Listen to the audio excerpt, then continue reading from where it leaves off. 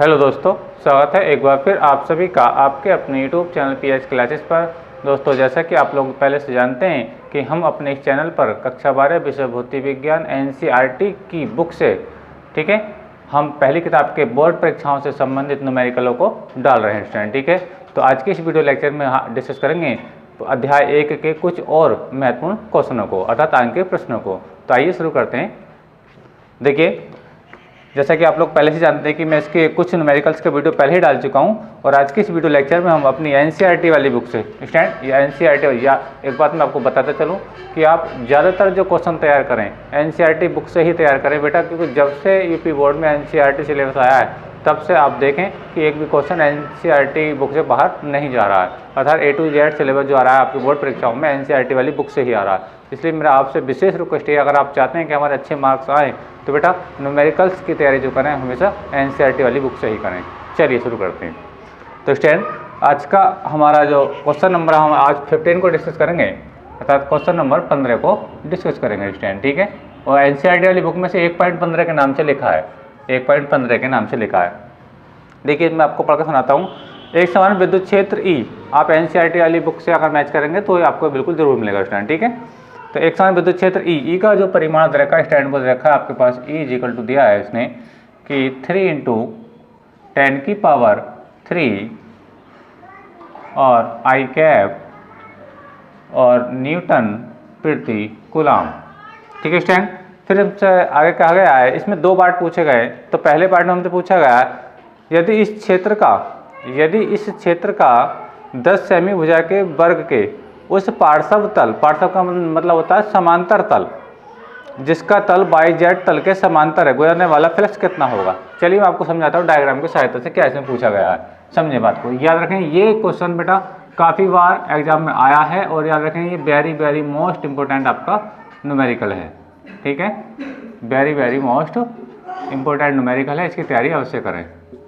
देखिए मैं डायग्राम समझाता हूँ, समझे। ये देखिए बेटा, ये आपका x अक्ष है, ये आपका y अक्ष है, और ये बेटा आपका z अक्ष है। ठीक है, अब इसमें देखा E का जो मैग्नीट्यूड दे रखा है स्टैंड 3 × 10⁻³ I कैप। I का मीनिंग है कि वैद्युत क्षेत्र की जो दिशा है। अब हम देखिए I से क्या देखो, x अक्ष पे जब चलते हैं, आपने कक्षा 11 में पढ़ा होगा, कक्षा 11 में पढ़ा होगा, तो x अक्ष पे हमेशा क्या लेते हैं बेटा, I लेते हैं। ठीक है, और y अक्ष पे क्या लेते हैं, J लेते हैं स्टैंड। ठीक है, और z अक्ष पे क्या लेते हैं बेटा आपको ने K कैप। आपको समझ में आ रहा होगा।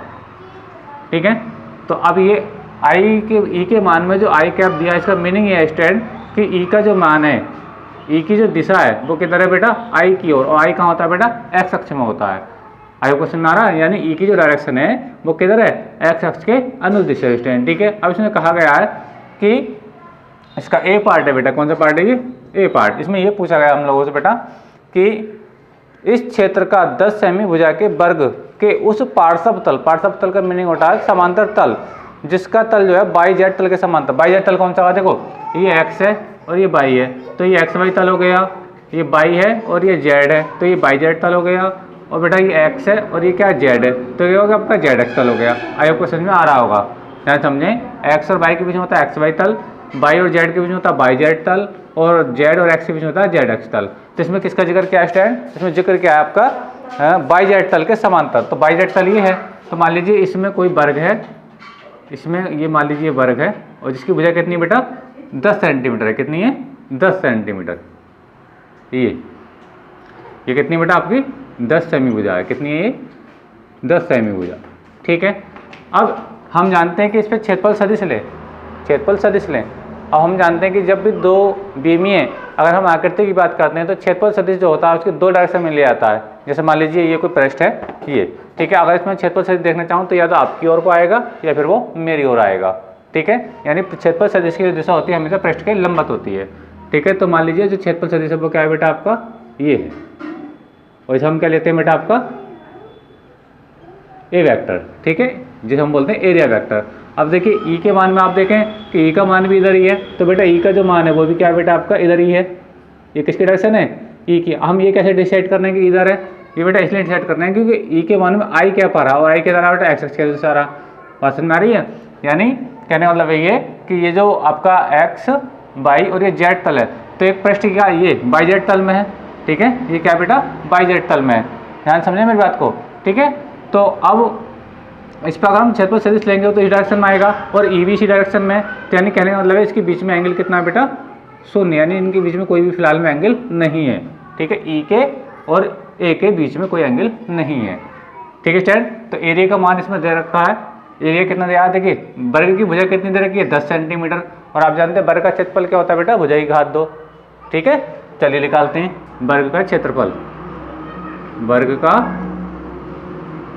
क्षेत्रफल ए कैसे निकलता है, सूत्र क्या होता है बेटा भुजा की घात 2, क्योंकि यही फार्मूला होता है वर्ग का क्षेत्रफल निकालने के लिए। तो भुजा है कितनी, भुजा अपने पास कितनी बेटा 10 सेंटीमीटर, कितनी बेटा 10 सेंटीमीटर है, ठीक है। अब क्षेत्रफल निकालने के लिए क्या करते हैं हम, 10 की घात माइनस क्या लेते हैं, तो 4 क्या लेते हैं बेटा 10 की घात माइनस के 4 मीटर स्क्वायर। ध्यान समझें, जब हम इसका एरिया निकालेंगे, आपको समझ में आ रहा होगा, देखिए अगर कोई लंबाई यानी कोई दूरी अगर सेंटीमीटर में होती है, मान लीजिए 2 सेंटीमीटर है, और इसको मीटर में करते, काय में करते हैं मीटर में, तो 2 गुणा 10 की घात माइनस कितनी हो जाती है बेटा, ये 2 हो जाती। सेंटीमीटर को मीटर में करने के लिए 10 की घात माइनस के 2 करते हैं, लेकिन वो लेंथ को चेंज करते हैं। लेकिन बेटा ये क्या एरिया है, क्या है ये बेटा एरिया, ठीक है। जब एरिया को चेंज करेंगे, जब इसका स्क्वायर लगाएंगे, देखिए मैं करके दिखाऊंगा आपको, देखिए ये हो जाएगा इस टाइप से, ये 10 की घात माइनस के 2, लेकिन स्क्वायर है, स्क्वायर मुझे करना पड़ेगा। देखिए यहाँ पे मैंने इसको क्या करा, सेंटीमीटर में चेंज करा, क्या में चेंज करा बेटा सेंटीमीटर में, क्योंकि भुजा कितनी 10 सेंटीमीटर, सेंटीमीटर को मीटर में करेंगे 10 की घात माइनस के 2 हो जाएगा, लेकिन इसका स्क्वायर भी तो मुझे स्क्वायर करना पड़ेगा। आई होप समझ में आ रहा होगा, ठीक है। अब देखिए कैसे सोल्व करते हैं इसको, देखिए 10 का वर्ग कितना हो जाएगा बेटा 100 हो जाएगा, और 2 दूनी 4, यानी 10 की घात माइनस कितनी हो जाएगी बेटा, ये आपकी 4 हो जाएगी, ठीक है। अच्छा अब 2 जीरो को खत्म कर दीजिए बेटा, 2 पावर यहाँ से खत्म हो जाएगी, तो ये रह जाएगा 1 × 10 की पावर माइनस के 4, ठीक है। और याद रखें क्षेत्रफल सदिश भी किसी डायरेक्शन में है बेटा, इधर ही है, तो यानी ये भी क्या रहेगा बेटा आपका आई कैप ही रहने वाला है। आई समझ में आ रहा होगा, ठीक है। अच्छा अब बात करते हैं वैद्युत फ्लक्स की। क्या पूछा आपसे बेटा इसमें, इस तल से गुजरने वाला कितना वैद्युत फ्लक्स होगा, फ्लक्स का मान पूछा। तो देखिए फ्लक्स बराबर क्या होता है, सूत्र लगाएंगे फ्लक्स का, वैद्युत फ्लक्स होता है, मैंने आपको पढ़ाया है, फाई ई बड़ा होता है E D A cos theta. चलिए मैं थोड़ा शॉर्ट में लिख देता हूँ, ई ए कोस थीटा, ई ए कॉस थीटा।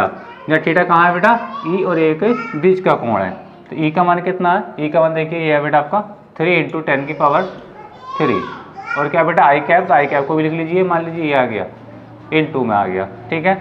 अब ये क्या ए का मान क्या है बेटा, ए का मान है आपका ये, तो बेटा इसको तो लिखने को आवश्यकता नहीं अपन को, तो मैं 10 की पावर माइनस के लिख देता हूँ, माइनस के 4 लिख देता हूँ इस टाइम, ठीक है। और ये बेटा आई कैप इसका ये आ गया, ठीक है। याद रखें जिनके एकांक सदिश है उनको जरूर लिख करके दिखाएं, ठीक है। अच्छा अब देखिए क्या करते हैं, इसको सॉल्व करेंगे यहाँ पे, तो ये आएगा 3 × 10 की पावर 4 से, ये कितना बेटा आपका, सॉरी जब यहाँ पर पावर 2 कम करेंगे तो गलती हुई, कि पावर 4 है, 2 जीरो खत्म हो, तो कहाँ तक कितने रहेंगे बेटा 2 रह जाएंगे, कितने रहेंगी 2 रह जाएंगी, बाई मिस्टेक की गलती हो गई मुझसे, माफ कीजिएगा। यानी 2 जीरो ऐसे खत्म करेंगे तो 2 पावर खत्म हो जाएगी, तो 2 इतने रह जाएगी माइनस की, ठीक है। तो ये माइनस के 2 बेटा आपका ये रहा, ठीक है। अच्छा अब देखिए आप देख रहे होंगे कि पावर 3 है, ये पावर 2 है, तो कितनी पावर बची, एक पावर का मतलब 10 बचा आपका, ठीक है स्टूडेंट। और ये क्या रहा बेटा आपका आई डॉट आई, और आप जानते हैं स्टूडेंट क्योंकि वेक्टर का क्या है, ये वेक्टर का है आपका अदिश गुणन, क्या बेटा अदिश गुणन, यानी तो इसमें होता है आई कैप डॉट आई कैप का जो मान होता है ये 1 होता है, ये आपने कक्षा 11 में पढ़ा होगा, यानी इसका मान कितना हो जाएगा बेटा 1 हो जाएगा, तो ये 3 नहीं कितना हो जाएगा बेटा 30 हो जाएगा, कितना हो जाएगा 30, ठीक है। और इंटू 1 आई क्वेश्चन में आना होगा, तो ये हो जाएगा आपका 330 और ये न्यूटन मीटर स्क्वायर, ठीक है। और कूलाम इनवर्स काय का मात्रक है बेटा, ये वैद्युत फ्लक्स का मात्रक है, ठीक है। तो इसलिए यानी इस तल से जो गुजरने वाला फ्लक्स आएगा, ये जो पृष्ठ यानी जो एरिया है, ठीक है, उससे कितना फ्लक्स आएगा 30, ठीक है, न्यूटन मीटर स्क्वायर और प्रति कूलाम इनवर्स, या प्रति कूलाम कह दो या कूलाम इनवर्स कह दो, बात एक ही है, ठीक है स्टैंड। तो पहला केस में तो आपसे ये पूछा था, एक बार फिर से समझा देता हूँ कि ये रियल में कंडीशन क्या थी, ठीक है समझिए। देखिए ऐसी कंडीशन थी, ये एक्स अक्ष है और ये क्या बेटा आपका वाई अक्ष है, ठीक है। और मान लीजिए कोई तीसरा पेन मान लीजिए इस टाइप से, देखो इस टाइप से, मेरी उंगली को समझिए इस टाइप से, तो ये क्या बेटा जेड अक्ष है, ठीक है, ये एक्स अक्ष है, ये वाई है, और मेरी उंगली को ही समझिए कि आपका बेटा जेड अक्ष, ठीक है। अब इसमें कोई तल जो था किसके समांतर था, वो किसके समांतर था, बाई जेड के समांतर था। यानी कोई पृष्ठ कैसा था, इसमें ऐसा रखा था, यानी एक्स है ये बाई, तो एक्स वाई तल हो गया, ठीक है। मेरे हाथ को ऐसे समझ लीजिए, ये जेड तल है, मेरा हाथ जो जेड तल है, तो ये बाई है और ये मेरा हाथ क्या जेड है, तो इसके बीच का जो एरिया दिख रहा है बिल्कुल सामने वाला ये वाला, ये क्या बाई, तो ये कोई पृष्ठ के इसमें ऐसे ही रखा था, बाई जेड तल के समांतर रखा था। आपको समझ आएगा इस टाइप से, ठीक है। तो इससे जो गुजरने वाला फ्लक्स आया वो कितना आया बेटा, इतना आया। याद रखें इसका एरिया हमें दिया नहीं था, इसकी भुजा दी थी, हमने इसका एरिया निकाला, क्योंकि हमें फ्लक्स निकालने के लिए जरूरत पड़ती है ये कोष्ठक के आधार पर। तो ई का मान तो ऑलरेडी पता था और ई का मान आई के साथ था, तो आई का मतलब था बेल क्षेत्र की दिशा थी वो आई एक्स अक्ष की दिशा में थी, ठीक है। और मैंने एरिया निकाला तो एरिया पर जो क्षेत्रफल सदिश आएगा, यानी इस पृष्ठ पर क्षेत्रफल सदिश आएगा वो भी इसी डायरेक्शन पर आएगा। तो इनके बीच में एंगल कितना बेटा, 0 है, ठीक है। आप चाहे तो इस cos थीटा का यूज दिखा सकते थे, चाहो तो cos थीटा का यूज यहाँ पे दिखा सकते थे, कैसे, यानी कहोगे cos 0, क्या दिखाओगे बेटा, cos 0। अब देखो cos 0 का मान कितना होता है, 1 होता है, कितना होता है बेटा, 1। और जब 1 ही गुणा करा होता है यही आंसर रहने वाला, इससे कोई इफेक्ट नहीं पड़ेगा उस टाइम, ठीक है। यानी यहाँ पे थीटा कितना आपका, ये और एक कितना थीटा 0 है इस टाइम, कितना है थीटा 0, इसलिए कोई इफेक्ट बेटा यहाँ पे नहीं पड़ता, ठीक है। इसलिए मैंने क्वेश्चन नहीं भी लिखा था, लिख भी दोगे तो बिल्कुल फार्मूले में बारी लगाइए, cos 0 का कितना बन रहा है मल्टीप्लाई होता है, यही आने वाला है, ठीक है। अच्छा अब बेटा इसका स्क्रीनशॉट ले लीजिए। अब मैं इसका बी पार्ट सोल्व करूंगा। देखिए बी पार्ट क्या है, ये इसका बी पार्ट। अब देखिए बी पार्ट में हमसे कहा गया है इसमें, अब देखिए मैं इसको रब कर रहा हूँ। बी पार्ट में हमसे पूछा गया क्या है, देखिए समझे बात को, यहाँ से सवाल हो जाएगा, यहीं से सवाल हो जाएगा, यहीं से ही, ठीक है। इतना ही बस हमें हिसाब करने की जरूरत पड़ेगी। देखिए समझो,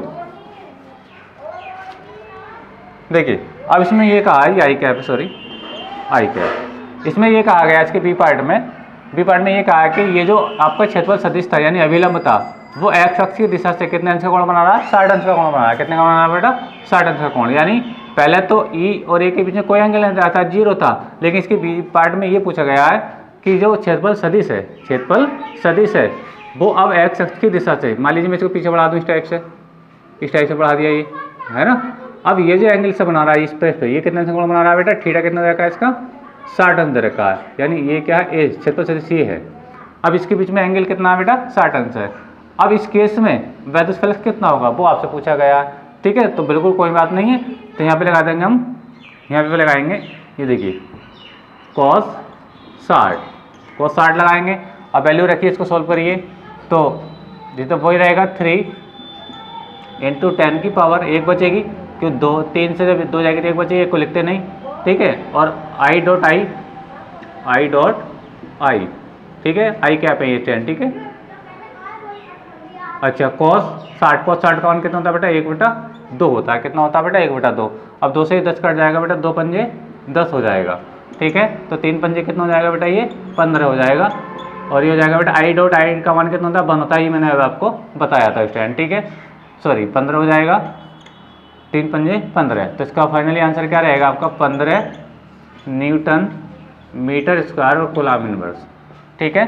तो ये इसका सेकंड केस है। सेकंड केस में बस आपको ये बेटा याद रखना है कि पहले केस में ई और ए के बीच में कोई एंगल नहीं था, दोनों एक्स एक्स के अनुदिश थे, ठीक है स्टैंड। लेकिन इसके बी पार्ट में ये कहा था कि जब क्षेत्रफल सदिश यानी पृष्ठ पर खींचा गया लंब एक्स अक्ष कितने अंश का कोण बनाए, 60 अंश का कोण बनाए, तो फ्लक्स कितना होगा, तो फ्लक्स कितना होगा बेटा, इतना होगा। यानी इसका हाफ हो जाएगा। पहले कितना था, 0 था, कोई जगह नहीं था 1, लेकिन यहाँ पर थीटा 60 है, 60 का 1/2, तो पहले का हाफ हो जाएगा। पहले कितना आया था, 30 आया था, आपको कितना आया, 15 आया, तो पहले का हाफ हो गया। इस किसी वजह से, इस थीटा की वजह से स्टैंड, यानी वैद्युत फ्लक्स का मान क्या हो गया बेटा, घट गया।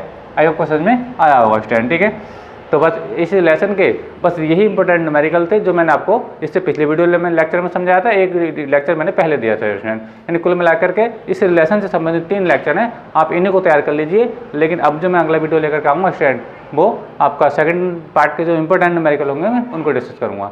तो मिलेंगे अगले वीडियो में। अगर वीडियो आपको पसंद आया तो वीडियो को लाइक कीजिए, शेयर कीजिए, कमेंट कीजिए। तब तक के लिए धन्यवाद, थैंक यू।